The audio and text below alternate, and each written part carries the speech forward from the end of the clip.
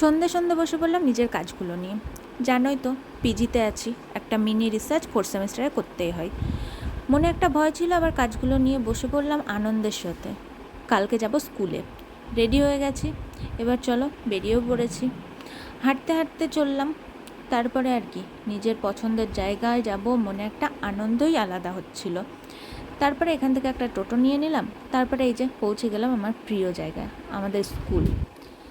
8 বছরের স্কুল জীবনে বারবার মনে হতো কবে বড় হব, আর এখন বড় হয়ে বুঝতে পারছি যে কত বড় ভুল করেছি। তারপরে এই যে স্যারের সাথে কথা বলে আমাকে বললো একটু থামতে, একটা ক্লাস হবে তারপরে আমাকে ছাড়বে। আর এই যে এখানে আমাদের সব থেকে প্রিয় আমাদের জাতীয় সঙ্গীত শুরু হয়েছে। কত ভালোই ছিল না এই দিনগুলো। তারপরে দেখতে দেখতে হুট করে বড় হয়ে গেলাম, কী আর করব। তারপরে কলেজ লাইফ পার করে এখন ইউনিভার্সিটি লাইফ। এইগুলোকে খুব মিস করি, সবটা এখন অতীত হয়ে গেছে, তবুও স্মৃতির পাতায় আজ বড্ড ভারী।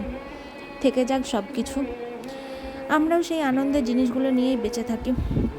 এর মধ্যে রিয়াকে ফোন করে আমি ডেকে নিয়েছি। তারপরে এই যে স্যারের সাথে কথা বলে আমাদেরকে বললো যে ওই ঘরটা থেকে ঘুরে আসতে। ছেলেদের ঘরগুলোর কাজ মোটামুটি শেষ হয়ে গেছে, তারপরে এই যে মেয়েদের ঘর, সব শেষে এই ঘরটাতে এসেছিলাম। তারপরে এই যে আমাদের কাজও শেষ, এবার আমরা বাড়ি ফেরার উদ্দেশ্যে। ভিডিওটা ভালো লাগলে লাইক, কমেন্ট আর সাবস্ক্রাইব করতে ভুলো না।